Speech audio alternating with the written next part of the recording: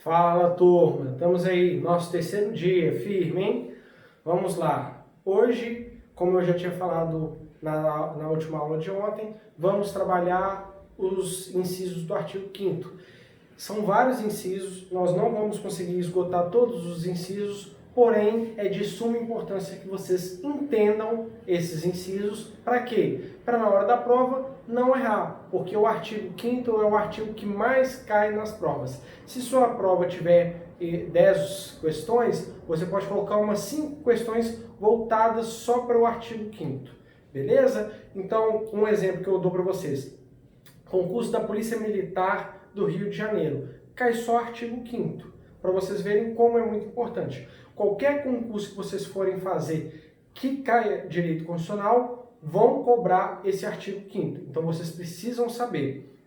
Hoje a gente realizou algumas provinhas com algumas pessoas e eles visualizaram já o conteúdo da última aula anterior e eu já antecipei até um pouco do que nós vamos estudar hoje. Então, primeiro ponto, nós vamos estudar o inciso 1 do artigo 5º, que fala que homens e mulheres são iguais perante a lei. O que é isso? Já é dentro daquela última aula nossa ontem, que nós quando tratamos do artigo 5º. Quer dizer que o quê? Tanto o homem quanto a mulher são iguais perante a lei. Então não pode haver uma distinção de um dono de uma empresa, de um servidor público, de algum concurso que dê essa diferenciação de tratamento, seja para o homem, seja para a mulher. Óbvio, tem algumas coisas que a gente precisa entender, como eu expliquei ontem para vocês. Quando é criada a Lei Maria da Penha e essa lei pune o homem e não pune a mulher, no caso de violência doméstica, por quê? Porque a gente precisa dar uma proteção maior para as mulheres, porque historicamente e atualmente as mulheres sofrem violências domésticas, o que não acontece no contrário.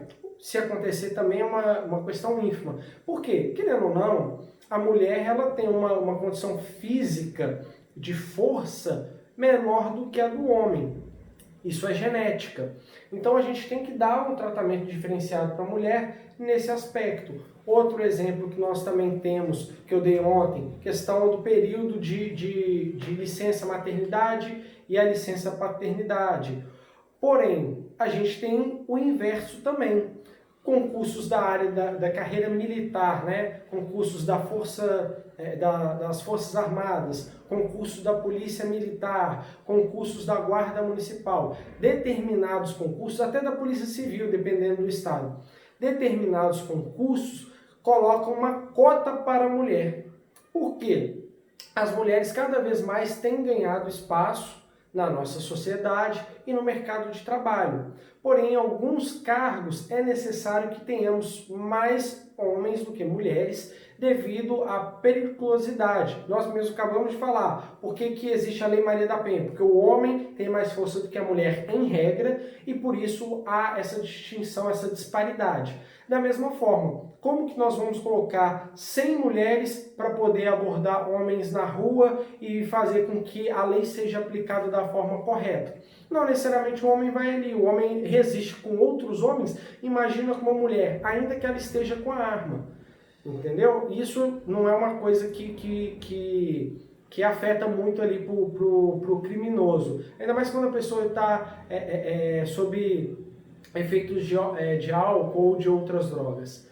Enfim, então há essa necessidade, mas também precisamos de mulher. Por quê? Um homem vai fazer uma revista na mulher, a gente vai até entrar lá na frente. Em regra, a revista em mulher tem que ser feita por uma mulher. É certo, se retardar todo o processo ali, pode acabar sendo feito por um homem, mas sempre a gente evita esse tipo de abordagem do homem para com a mulher.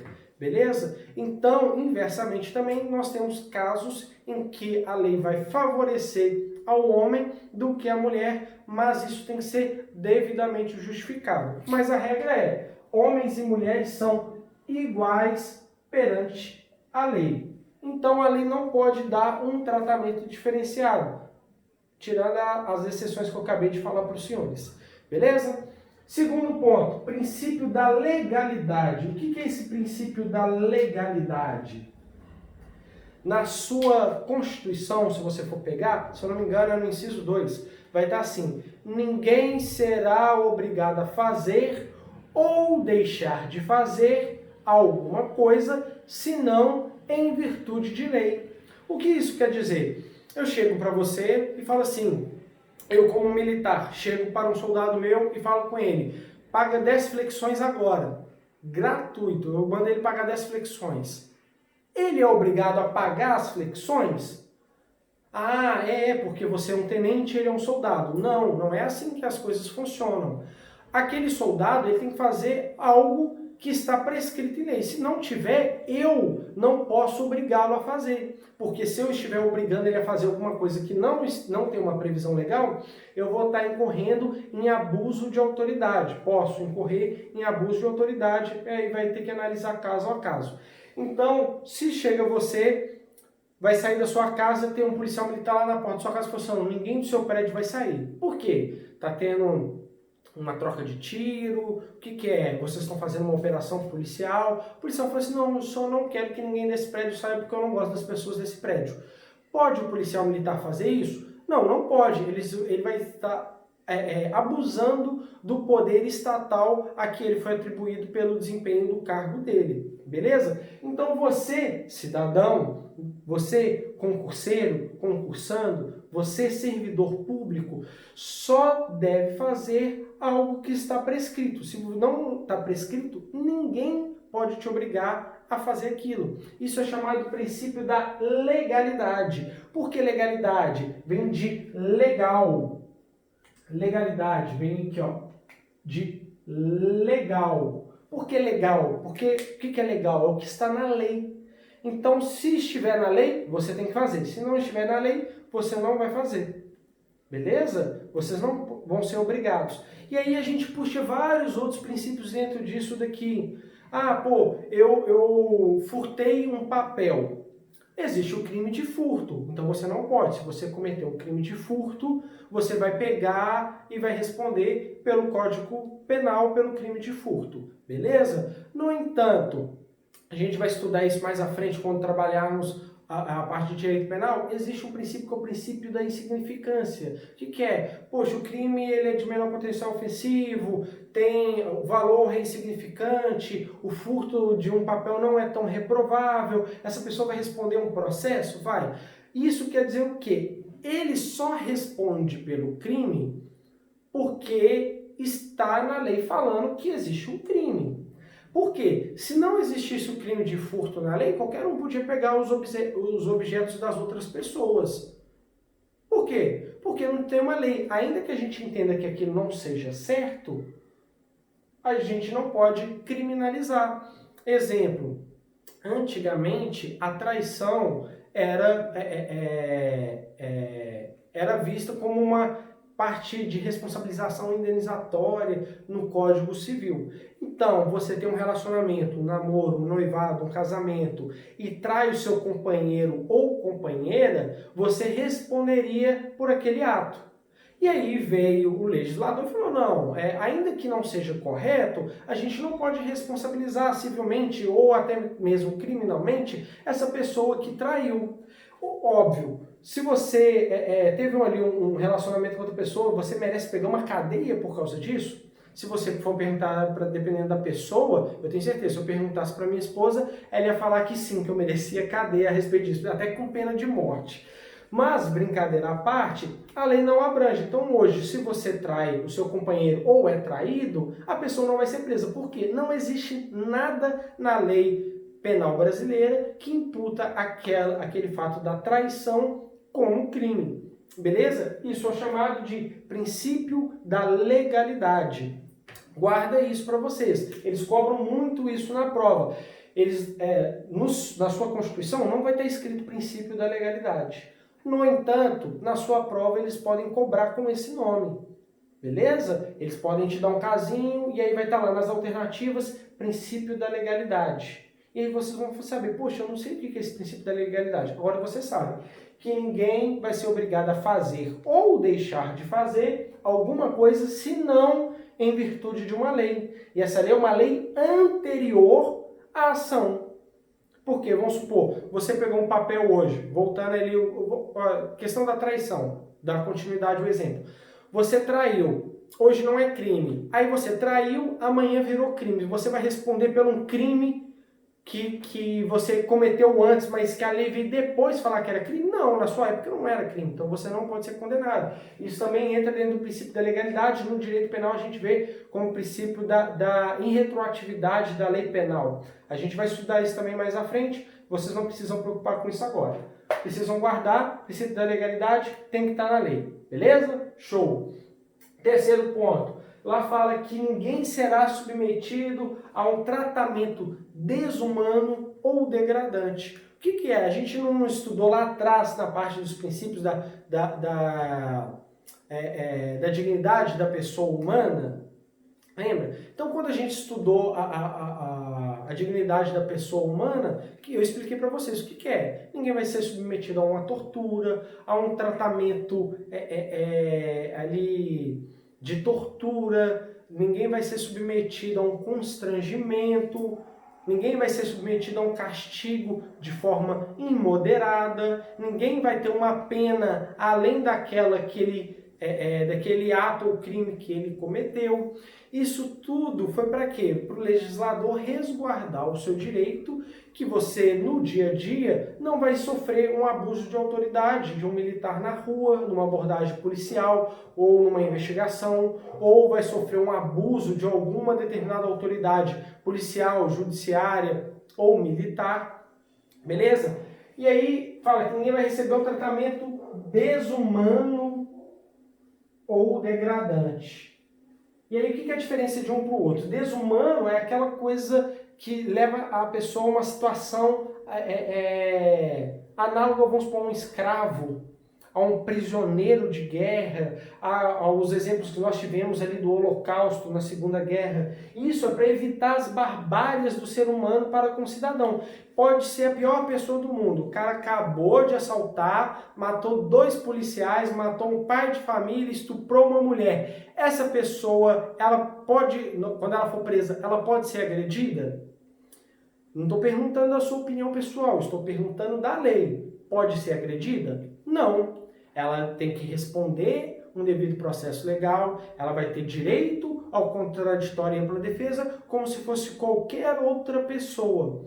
Mas você fala, poxa, mas o crime bárbaro dela, beleza, ela vai responder para aquele crime e vai pegar a pena condizente com aquele crime. Se você não concorda com a quantidade da pena, começa a repensar em quem você vai eleger como o próximo representante seu no Poder Legislativo e no Executivo, para que eles criem uma lei com uma punição maior, beleza? Não é o foco nosso agora, o nosso foco não é discutir a lei, mas sim compreender. E a gente precisa entender que o tratamento desumano é esse tratamento de tortura. Imagina colocar aquela 10, 20 pessoas em uma cela que cabe 3. É o quê? Um tratamento desumano. E o que é o degradante? O degradante é você quando expõe a pessoa ao ridículo, a humilhação. Vamos supor, você é um policial militar, prende a pessoa e amarra uma corda em volta do pescoço dela e vai andando com ela, puxando ela, desfilando no meio da rua, todo mundo até chegar na delegacia. Pode fazer isso? Não pode. Você algema a pessoa, coloca dentro da viatura e leva a pessoa dentro da viatura até a delegacia. Você não vai fazer esse tratamento degradante. Baseado em cima disso também e baseado na lei de abuso de autoridade, que a lei de abuso de autoridade pegou dentro desse ponto, hoje em dia, quando você faz a prisão de alguma pessoa em flagrante delito ou não, a gente não tem mais essa divulgação da imagem, expor a pessoa ao ridículo, porque eles entendem que essa exposição da pessoa dela, do rosto dela ou de partes do corpo dela, está expondo essa pessoa ao ridículo, a um constrangimento degradante. E a nossa Constituição veda isso.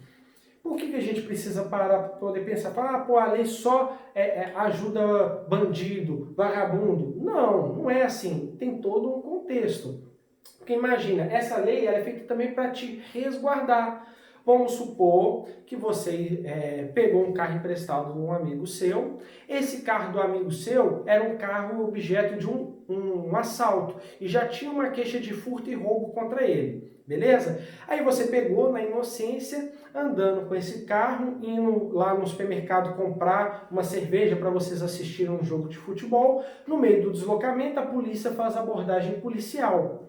Qual que é a abordagem deles? Até então, vem que o suspeito não sabe quem que é. Vai chegar, vai apontar a arma, vai mandar você descer do carro, vai mandar você manter as mãos visíveis em cima da cabeça, vai fazer a revista pessoal, vai fazer sua identificação civil e vai fazer a identificação do veículo. Só que o policial não é adivinho. Você pode contar a história que for. Ele vai falar, olha, as circunstâncias aqui mostram que há indício que você recebeu esse carro ou até mesmo que você roubou. O que nós vamos fazer? Vamos levá-lo para a delegacia e o delegado de polícia lá, que está conduzindo o inquérito daquele roubo do veículo, vai averiguar os fatos.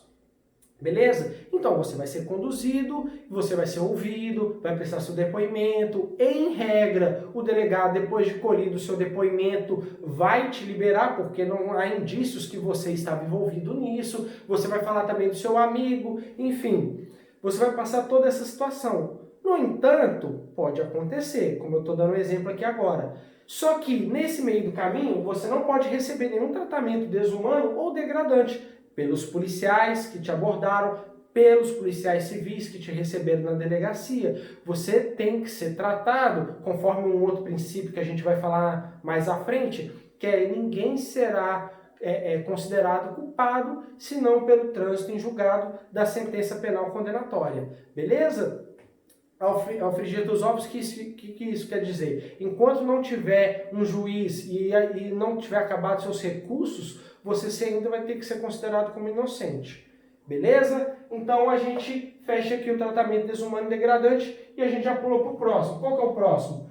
Livre direito, né, do cidadão à livre manifestação do pensamento, sendo vedado o anonimato.